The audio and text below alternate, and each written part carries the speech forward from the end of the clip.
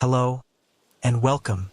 Tonight, I want to share with you a series of events that have haunted me, experiences that have forever changed the way I perceive silence and darkness. I have longed for silence, an escape from the noise and chaos of everyday life. But sometimes what we seek finds us in unexpected ways, and much scarier. Relax your body, close your eyes if you want, and let my voice guide you into this story. A story that begins with a longing for peace and ends in nameless fear. It all started when I felt exhausted with the constant grind of the city. The blaring car horns, the never-ending neon lights, the endless hustle and bustle. It erodes my soul. I need a refuge, a space for myself and silence. I searched online and came across an ad for a small, isolated house deep in the countryside. No neighbors for miles, the ad promised. The photos show an old one-story house with a faded tile roof, nestled between rows of ancient trees and a large yard overgrown with grass. It looked wild, almost forgotten. But to me at that time, it was paradise, a perfect place to heal my mind and find myself. Without hesitation, I booked the house for a week. I didn't tell many people about my plans, just packed the necessary items in the car and drove away, leaving the noisy city behind. The farther I drove, the more peaceful I felt. The familiar asphalt road gives way to smaller, winding dirt roads. Finally, I turned onto a path that was just two worn tire tracks on dirt and gravel.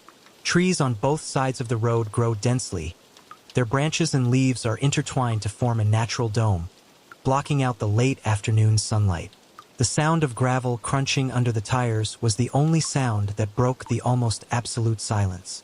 When the house appeared at the end of the road, a vague feeling of insecurity began to arise. It looks even more old and rickety than in the photo. The roof was sagging, the paint was peeling off in large chunks to reveal rotten wood inside, and the dirt-covered windows looked like opaque eyes overlooking the deserted yard. I parked the car and walked out. The air smelled of wet soil after rain and the pungent smell of pine resin. A thin layer of dry leaves covered the rickety porch. Even though it was still warm, a sudden chill ran down my spine. I looked around, looking for signs of life, of people. Not a single person in sight. There was only silence, occasionally broken by the sound of wind rustling through the leaves. Inside, the house exudes an ancient look but is relatively clean. A small living room connects to a modest kitchen. Behind is a bedroom and a tiny bathroom next to it. The wooden floor creaked with every step I took, the sound echoing in the quiet space. There were faint stains on the wall in several places, as if someone had tried to clean it but failed. The furniture is extremely simple. An old wooden table, two rickety chairs, a worn couch, and a small bed in the bedroom. There was no TV. The only radio on the shelf looked like it had broken down a long time ago. The ad clearly stated basic amenities, so I wasn't too surprised. I just want to clean up quickly and settle down. The first night passed quite peacefully. I cooked a simple dinner with the food I brought along, sat at the wooden table reading a book until my eyes narrowed. The quiet was pleasant at first, but gradually it began to feel a bit claustrophobic. The only sounds were my own breathing and occasionally the soft cracking of wooden beams overhead. I also kept hearing small rustling sounds, like something was running around inside the walls. It must be a mouse, I said to myself. Old houses often have such uninvited guests.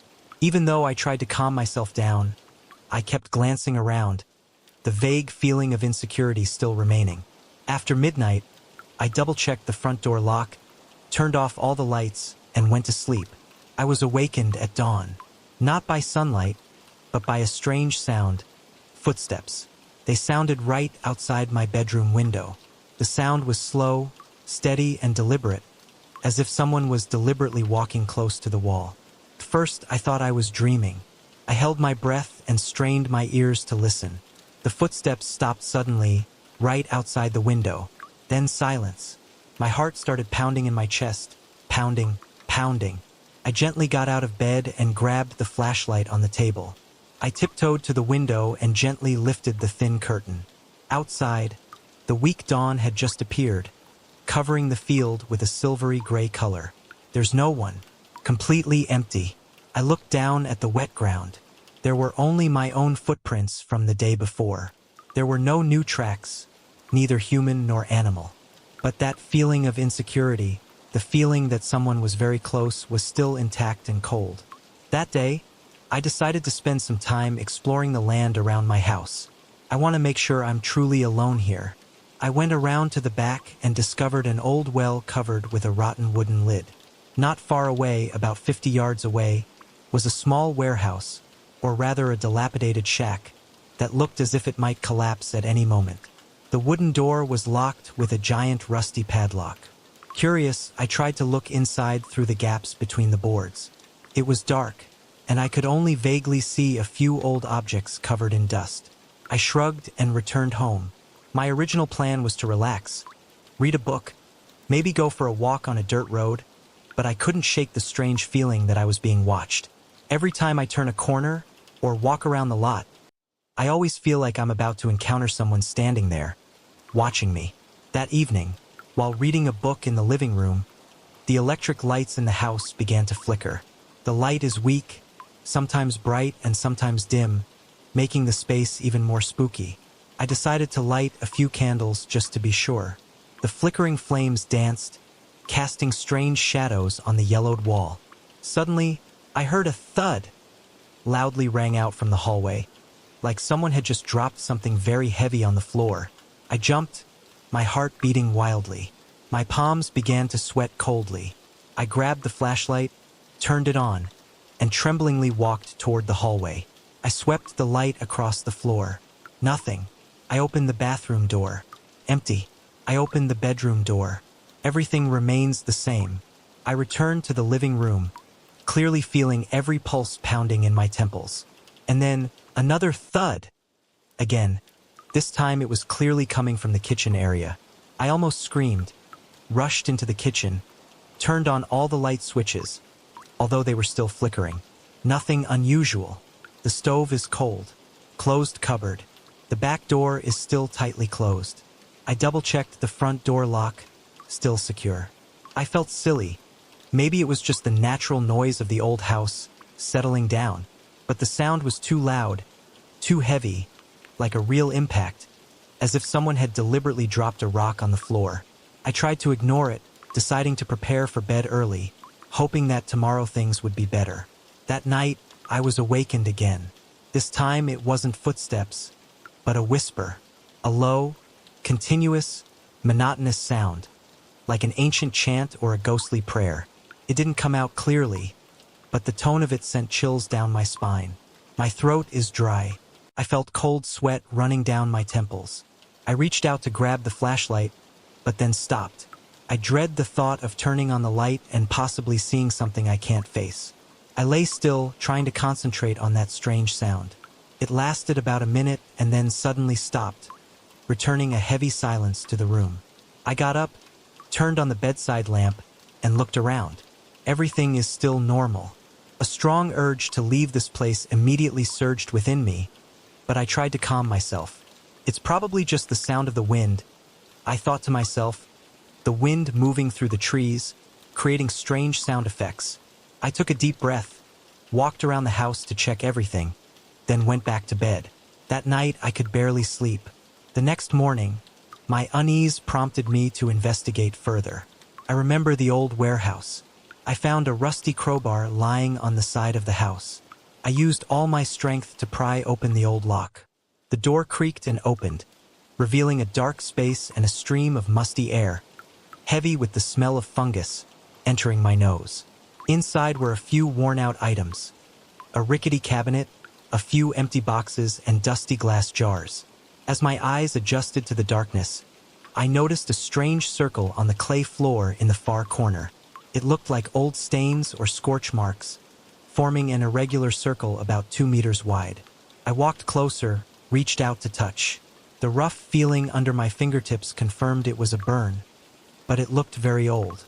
Scattered around and inside the circle were several pieces of rotten rope and pieces of mostly burned-out candles. This scene evokes a creepy feeling, as if someone had performed some strange ritual here a long time ago. A heavy feeling sat on my chest. My mind started drawing all kinds of scary scenarios, but I tried to stay calm. I left the warehouse, reinstalling the rickety door, hoping to forget what I had just seen. I tried to continue a normal day. I cooked lunch, tried to read a book, but my mind couldn't concentrate. The feeling of insecurity still lingers. I decided that if anything strange happened again tonight, I would leave immediately tomorrow morning. By afternoon, the sky turned gray and rain began to fall. The sound of rain falling on the roof became increasingly heavier, creating a monotonous and gloomy symphony. I felt trapped inside the house. The room seemed darker and more stuffy. While sitting at the table, listening to the sound of rain, I heard footsteps again. This time, the sound was no longer outside. It's right in the house. Footsteps shuffled slowly across the living room floor. I stood up, my heart beating so hard it hurt. The footsteps stopped for a moment, then continued, moving toward the hallway. "Who's there?" I called out, my trembling voice echoing in the empty house. There was no reply. I grabbed the flashlight tightly and walked slowly into the living room. The hair on my arms stood up. The air in the room felt thick and heavy, as if there was an invisible pressure pressing down. I swung the flashlight around. The furniture still lies dormant. Nothing moves. Suddenly, I heard a small, clicking sound right behind me, near the entrance to the hallway.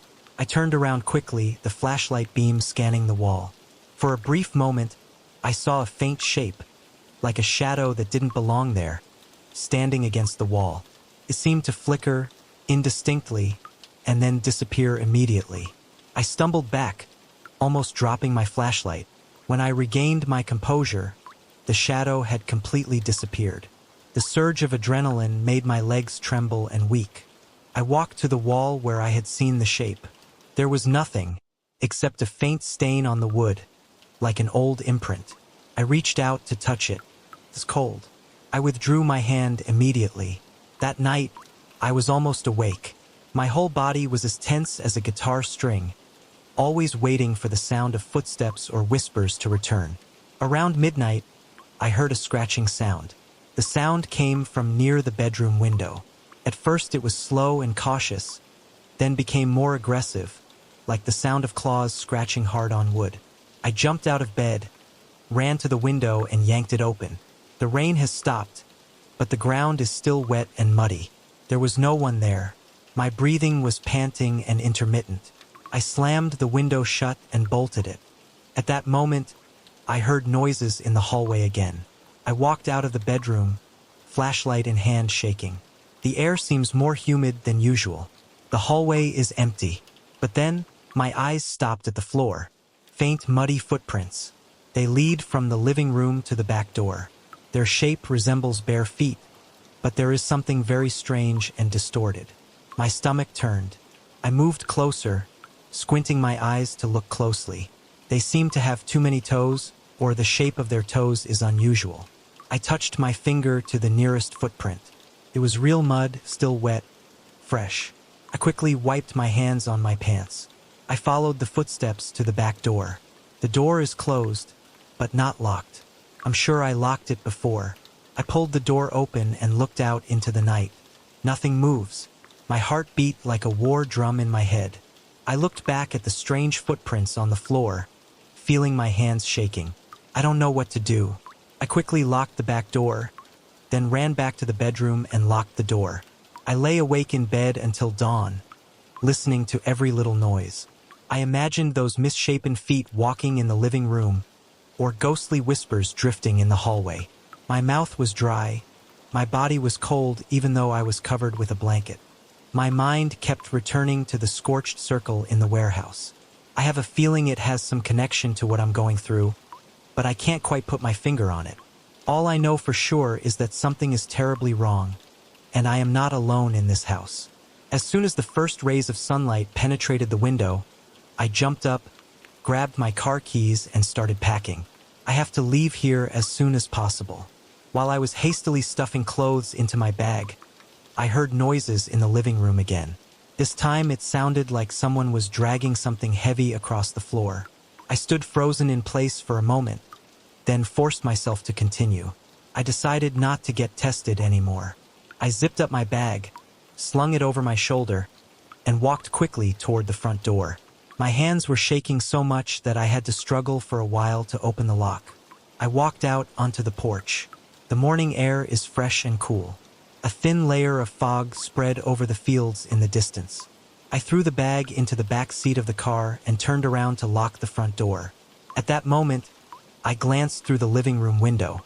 For a fleeting moment, I thought I saw a dark figure standing inside. It was tall, with a strange, unnatural standing posture. A wave of intense fear hit me and I almost fell to the porch. I blinked quickly. That figure has disappeared. I quickly locked the door and ran quickly to the car. I started the engine.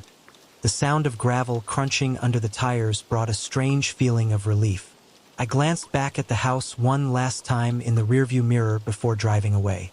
The windows were dark and empty, but I still had the strong feeling that something was staring at me from inside. My stomach tightened.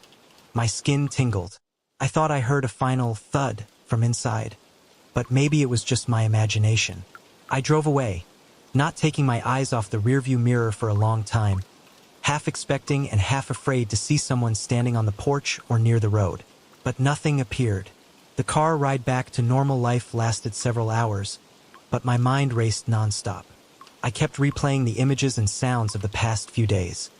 Slow footsteps, ghostly whispers, strange muddy footprints, shadows in the windows, scorched circles in the warehouse. Every strange noise on the road startled me. When I finally got home to my apartment in the city, I practically threw my things at the door and just stood there, trying to catch my breath. I felt exhausted, as if I hadn't slept in days. My body was still tense, and the feeling that something had been following me persisted. I locked all the doors and windows, pulled the curtains tight, then sat down in my chair, looking up at the ceiling. My breathing was shallow and rapid. My hands were cold. I have never gone back to that place. I also did not call the landlord to complain or ask for a refund. I told a close friend about the incident, just saying that the place was too scary and there were strange noises. He laughed it off, saying that old houses are always like that. I only told him about the footsteps, not about the shadows, the distorted footprints, or the circles in the warehouse. I'm not sure I want anyone to know the whole story. Talking about it makes me feel like it might come back. Somehow. Even now, months later, I still feel uneasy at night. Sometimes, I hear strange rattling noises in my apartment. I know it could just be the sound of old water pipes or noises from the neighbor's house, but it always reminds me of those horrifying days in that old house, with its tense atmosphere and inexplicable ghostly presence. I went there looking for peace, but instead I found the exact opposite. I can't say for sure what really happened, whether it was all just my imagination or not, but I know I heard those footsteps, saw those shadows, and found those strange tracks. That evidence was more than enough to make me stay away from that place forever. I wanted quiet, but I got something completely different, and I'm not sure I can ever truly forget it. I thought that by leaving that remote rural area, I was free from the haunting. I was wrong. It seemed like some kind of dark energy had followed me. I moved into an apartment on the top floor of an old building in the city, hoping the urban noise would drown out my invisible fears. This building is also old. The hallways have chipped paint, the floors creak, and the elevator vibrates terribly. My apartment has high ceilings and large windows overlooking a narrow street. The first time I encountered something strange here was on a stormy night. The rain lashed hard against the glass, and thunder occasionally streaked across the sky. I was sitting on the floor, reading a book, when suddenly I saw it out of the corner of my eye, a faint reflection in the large window. At first, I thought it was my shadow, or maybe a streetlight shining in. But the shape moved slowly, deliberately, not matching my movements or the light outside. My heart started pounding again. I slowly stood up, walked a few steps closer to the window, staring at the glass. I could faintly see the outline of a head and shoulders, almost like someone was standing on the other side of the window, looking in. But my apartment is on a high floor, with no balcony, no fire escape, and no ledges large enough for a person to stand on. I walked closer to the window, my nose almost touching the glass. Instantly, the shape vanished, as if it had never existed. At that moment, I heard a soft creak right behind me, as if a floorboard had just moved. I turned around. There was no one in the room. The heavy feeling of insecurity returned. My arms were cold. I told myself it was just an illusion created by light and darkness, but my gut feeling told me that something was wrong. In the following days, I tried to settle down, decorate the apartment, and work. But I can't forget that image. Every time I pass by the living room at night, I involuntarily glance out the window. Sometimes I catch a flicker of movement in my peripheral vision, as if something has just passed by as I look. It only happened for a split second, but it was enough to startle me. And then the footsteps started again. Unlike the heavy footsteps in the country house, this time they were softer, almost inaudible, as if coming from inside the old walls. They often appear on nights of bad weather, when there is rain or strong winds. The footsteps had a clear, steady rhythm, as if someone was taking careful, fumbling steps. They always seem to stop every time I try to get close to where the sound is coming from. One evening, I heard them in the hallway right next to the bedroom. I rushed out, turned on the light, but only saw a bare floor and the closet door ajar. The air there seemed colder than the rest of the apartment, and goosebumps rose all over my arms. I started sleeping with a small light on, but my sleep was still fitful, haunted by every little noise. On another stormy night, while watching a movie, I stood up to close the window curtains because the wind was blowing rainwater inside. And I saw it again, the dark shadow at the window. This time it looks clearer. I could see it was almost as tall as me, standing motionless. My whole body was tense, my pulse pounding in my temples. A sudden panic attack came. I took a step forward. The shape moved slightly, as if it had turned its head to the side to look at me. I stood stunned, my breath caught in my throat. In desperation, I rushed to the window, pressing my palm hard against the cold glass. The shape disappeared as soon as my hand touched the surface. Outside, only the hazy rain and the outlines of the opposite buildings remained. My own reflection in the glass looked pale and frightened. I stepped back, trembling and uncomfortable. That night, around 2 a.m., quiet footsteps sounded again in the living room. I gingerly got out of bed, inching my way down the hallway. As I approached the living room, there was a flash of lightning, and for that brief moment, I thought I saw a figure standing next to the couch. I gasped, my mind blank. I turned on the light switch on the wall. That shape has disappeared. The room was empty, except for the sound of my own heavy breathing. I decided to do something. I can't live in this fear forever. The next morning, I went to the local library, looking for records about the building. I found only basic information. The building was built in the 1920s, has changed hands many times, had several minor renovations.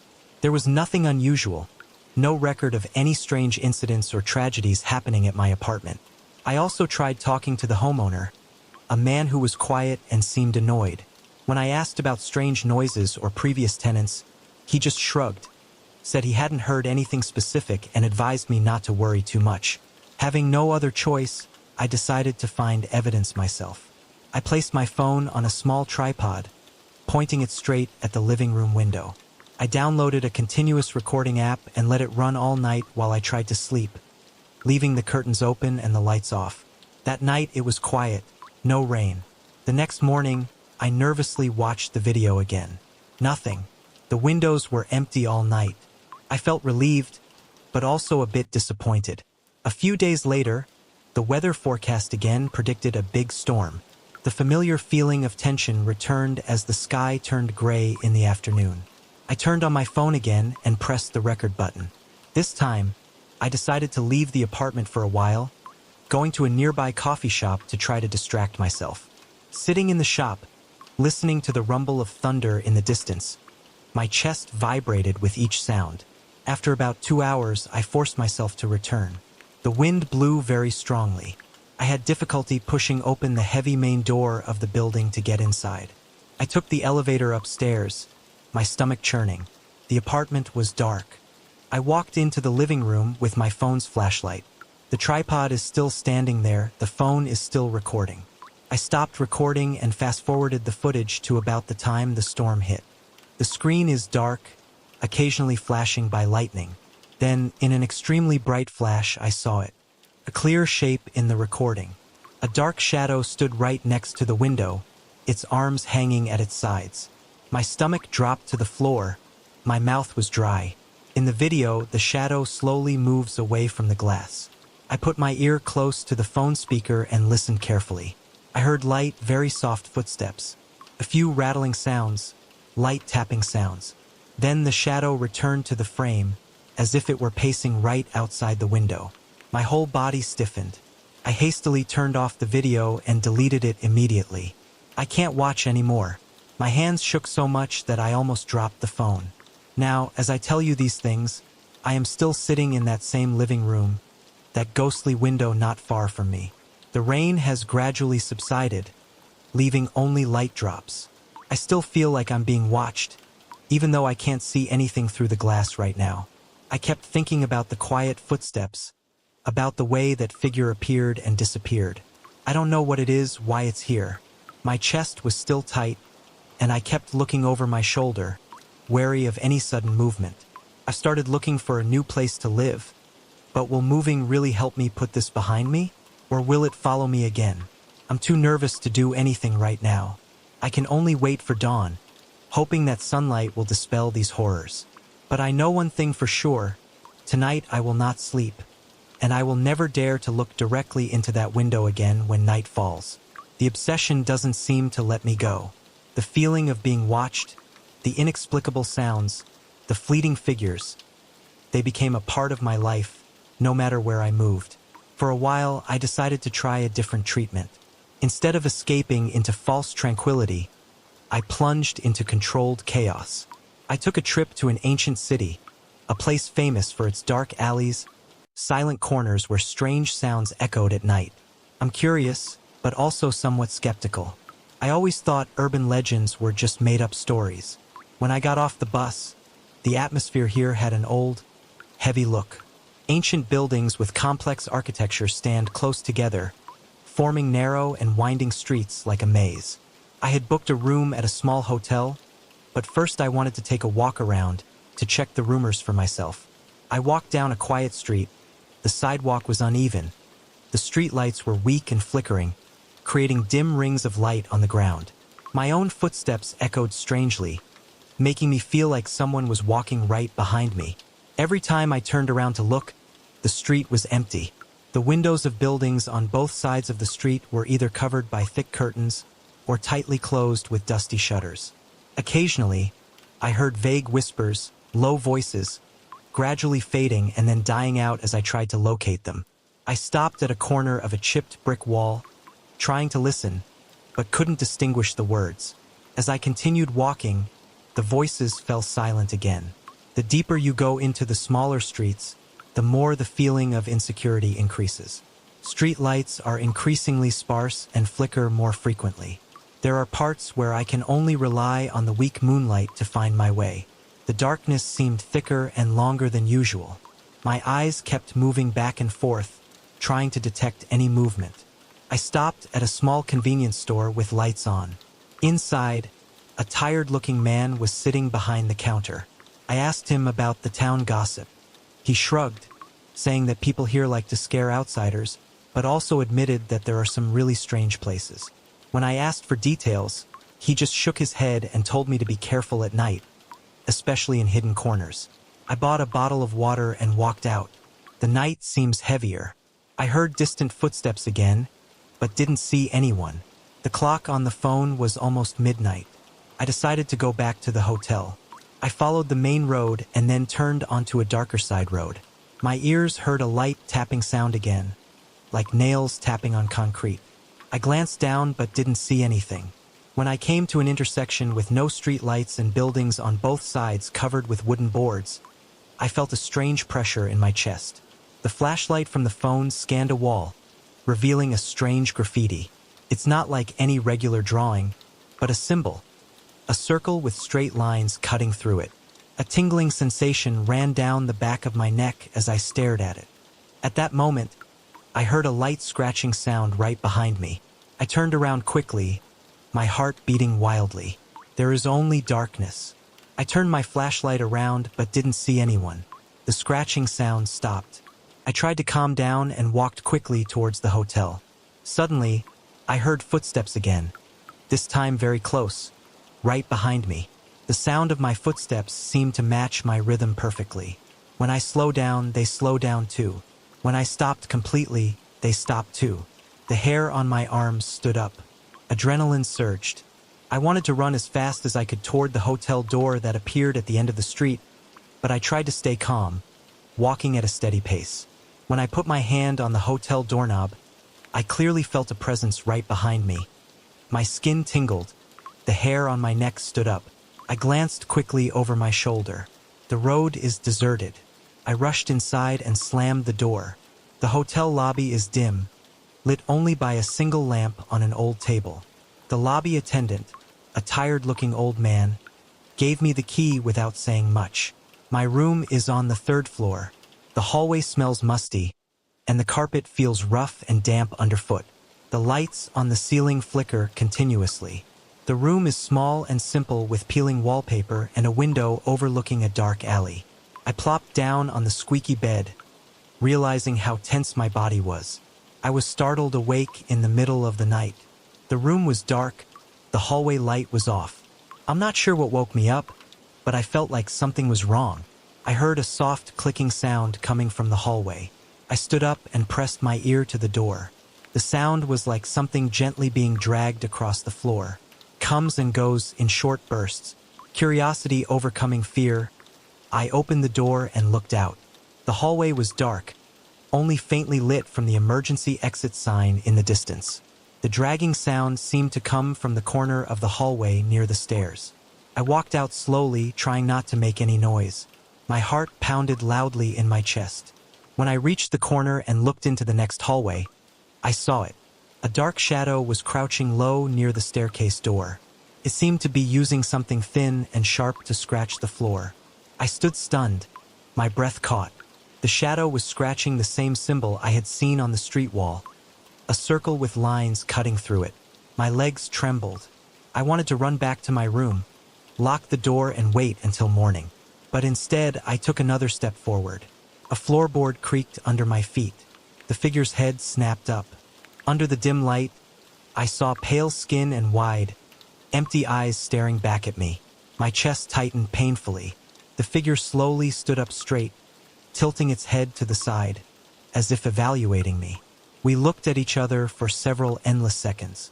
Then, it trudged back, disappearing down the stairs. The sound of the door opening and then closing was heard. The hallway became silent again. My body was numb. My mind was spinning.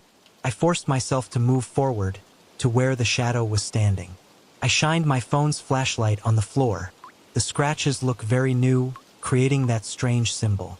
The wood was deeply gouged, tiny splinters scattered around. I don't understand what that symbol means, why someone would secretly carve it on the floor in the middle of the night. I bent down to touch the scratches. They felt rough. I glanced toward the stairway door with no intention of following. I turned around and quickly ran back to my room. I locked the door tightly, even pulled a small table to block the door. My hands were shaking. My heart was beating wildly. I glanced out the window, half afraid I would see someone standing down the alley. That night, I sat in bed, leaning against the wall, the light on, not daring to sleep. Every little noise in the hallway startled me. The next morning, I left the hotel as early as possible. I felt exhausted and sore. I decided to go around the city one more time in daylight before leaving. I found the same symbol painted or engraved in many different places. On walls, on doors, even on sidewalks. Some look old and faded, others look very new. It was clear that this was not a random act of vandalism, but deliberate, as if someone was marking specific locations. As I passed a narrow doorway leading down to an abandoned-looking basement store, I heard the sound of dripping water and smelled moldy concrete. Curious, I walked down a few steps and shined my phone's flashlight inside. On the opposite wall, there were at least 5 identical symbols carved into the concrete. That scene made me shiver. Feeling nauseous, I staggered back to the street. As I walked up, I caught a glimpse of a shadow passing by the entrance. Quickly looked around. Nobody. I decided I had seen enough. Plans to explore the city for a few days were canceled. I went straight to the bus station and bought a ticket for the earliest bus leaving this place. Sitting on the bus, watching the ancient city gradually recede, I breathed a sigh of relief, but the feeling of insecurity was still there. I remembered the footsteps that followed, the whispers, the pale figure in the hotel, and those strange symbols. What do they mean? Who created them? And why? I don't have the answers, and part of me doesn't want to know. I just know that I got out of there, and that's the most important thing. But can I really escape it or not? After horrifying experiences in the countryside and ancient cities, I longed for normalcy. I want a stable, quiet place to live, with no haunted history or scary rumors. I found a house in the suburbs that looked completely normal, even a bit boring. One story, small front yard, garage, decent backyard. Everything looked solid and clean, with no signs of age or abandonment. I thought I had finally found a safe place. The first few days were pleasant. I arranged my things, got to know my neighbors, even if it was just a nod of greeting from afar, and enjoyed the quiet of the suburbs. The house seems to have no strange noises, except for the familiar hum of the refrigerator. I started to feel relaxed again, but that peace did not last. On the fourth night, I was awakened by a faint sound coming from the kitchen. At first I thought it was the sound of the refrigerator, but then I realized it was more like a slow, steady tapping sound on the wall. I lay still and listened. The tapping sound lasted about 10 seconds and then stopped. The next morning, I carefully inspected the kitchen, knocked on the wall, checked the cabinets and the back door. Everything is solid, nothing unusual. I told myself it was just a normal house noise. The next night, I tried to stay up late to see if the noise would repeat. As I was sitting in the dark living room, I heard a small clatter in the hallway, like footsteps on a wooden floor. But my hallway is tiled, so it's impossible to make a creaking sound like that. I went out to check and turned on the light. The hallway is empty. A few nights later, it was quiet again, but I started to feel uneasy. I checked the door and window locks more often, and even walked around the yard looking for strange footprints. One night, while I was brushing my teeth in the bathroom, I heard a light rustling sound in the backyard, right outside my window. It sounded like someone was slowly pushing the branch aside. My backyard has no big trees, just a few low bushes near the fence. I turned off the lights in the house to see outside better. Through the living room window, I saw a movement near the fence. It looked like a dark shadow crouching low. My heart beat strongly. I couldn't tell if it was a human or an animal. I stood still and watched. The shape stretched out and seemed taller than I expected. After a few seconds, I heard a light scratching sound along the fence. Then the shadow disappeared. I took a flashlight to the backyard to check. There were no footprints, just a few strangely bent tree branches. I went back into the house, locked the door, feeling tense. From then on, every time night fell, I felt scared. I couldn't sleep. My eyes were burning. My mind was heavy. The smallest noises startled me. One night, I was awakened again, this time by a light scratching sound coming from inside the hallway closet. The cabinet door was closed, but the sound was very clear and steady, like someone was trying to pry it open from the inside with something sharp. My heart felt like it wanted to jump out of my chest. I reached for the small baseball bat I kept near the bed. The scratching sound stopped. Then I heard a rattling sound inside the closet, like a coat hanger being pushed back and forth. I slowly stood up, walked into the hallway, turned on the light and yanked the closet door open. Inside is empty. Jackets and shirts still hang neatly, but I smelled a strange faint smell, like moldy wood, a smell I had never smelled before. Strange events continue to happen. The sound of rattling in the living room, the sound of the doorknob being slightly shaken, though when checked, it was still, the faint whistling sound in the backyard. Another night, when I went into the kitchen to get a drink of water, I saw out of the corner of my eye a shape standing just behind the sliding glass door leading to the backyard. The curtains were closed, so I could only see a dark border pressing against the curtain. I panicked and yanked the curtain open. Nothing. The glass door was still locked. It was dark outside. I decided to install motion sensor lights in the backyard and also security cameras around the house. The first few nights, everything was peaceful. Then one night, the sensor light in the backyard suddenly turned on. I ran to the window to look. In the strong light, I caught a glimpse of a tall figure standing at the corner of the fence. Then it quickly disappeared from sight. I ran outside to check. The yard was empty. Only a few small indentations on the ground that didn't look like shoe prints. The next morning, I reviewed the footage recorded from the security camera last night. At about 2:15 a.m., a backyard camera recorded a dark figure moving near the fence. The shadow stopped and stood still for a moment, seemingly looking toward the house. Still couldn't see any faces or details clearly, just a dark silhouette. Then it disappeared again. I called the police, showed them the video. They recorded the incident but said the video was too grainy to identify anything and advised me to keep the camera running. I still live in that house, but my life has completely changed. I no longer sleep well. I locked all the doors early.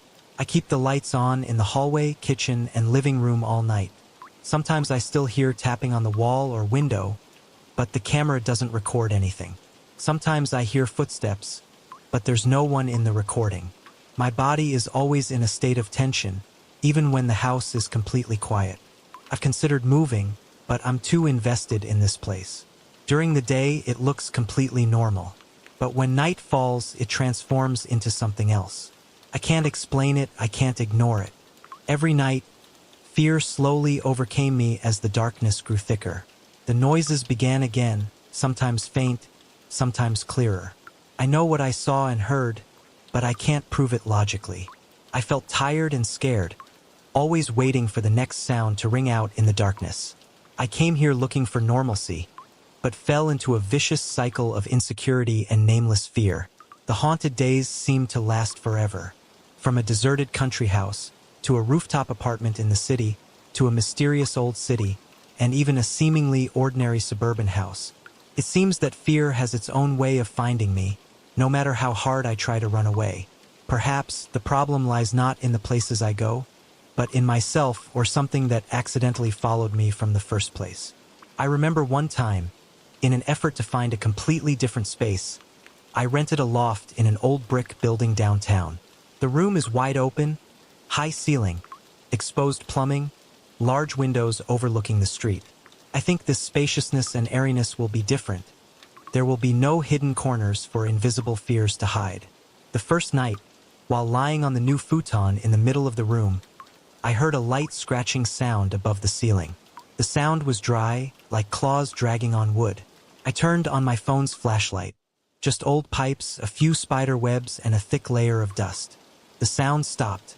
A moment later, I heard a faint rustling sound, like paper being crumpled, coming from behind the walls. I tried to tell myself it was just the noise of the old building calming down. The next night, the sound became more terrifying. Thumping sound on the ceiling, moving in circles, as if someone was walking above. But above my loft there are no other rooms, just a small technical space under the roof. I climbed up on the chair, pressed my ear to the cold ceiling, trying to listen. Nothing, but the feeling of something very close, right above my head, was clear. Then comes the window. One night, I caught a glimpse of a figure passing through the large window. The absurd thing is that the window is on the third floor, and the ledge outside is so narrow, it's impossible for anyone to stand or walk on it. The image was only fleeting, a shadow moving quickly, but it was enough to make my stomach clench with fear. The following nights, I even heard a light, clear tapping sound on the glass door. I checked, looked outside, but never saw anyone. The strangest thing happened one night. After thoroughly checking and making sure that all the windows were locked tightly from the inside, I went back to bed. But when I stepped out into the hallway a few minutes later to retrieve my charging phone, I turned around and discovered that one of the large windows had been opened a small crack. Cold wind blew into the room. Who opened it? And how? I rushed over and slammed the window shut, locking it tightly, a feeling of trembling spreading throughout my body. The climax was when I heard a voice whispering my name. The sound sounded very close, as if it came from right next to my ear. I jumped up, turned on all the lights in the attic, gasping for breath. I stood in the middle of the empty room, shaking, realizing that I couldn't continue living like this.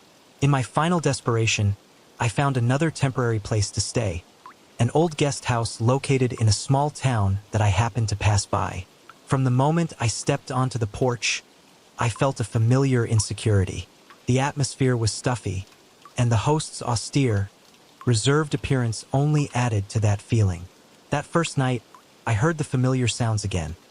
A light tapping on the wall, and a strange dragging sound on the hallway floor, like heavy metal rubbing or chains being pulled. I found an old diary in the closet, recording similar experiences from a previous guest. Strange noises, hints of a cellar door being locked from the outside, and giggling at odd hours. And I also heard that laugh. A weak, distorted chuckle echoed from the dark hallway. Then there was a light knock on my door, 3 distinct sounds. When I opened the door, the hallway was empty. I found a wet spot with a strange metallic smell on the hallway floor. I heard a loud crash from upstairs, and when I went to check, I discovered deep gouges, like claw marks, on the door frame. I heard my name being whispered from behind in the dark hallway. I heard hoarse, ghostly laughter. But the most terrible thing, the thing that made me run away immediately the next morning, was when I woke up around 3 a.m. The room was unusually cold, and on the closed, steam-fogged window, there was a wet handprint, 5 distinct fingers, printed on the word "inside room." I locked the door. No one can enter.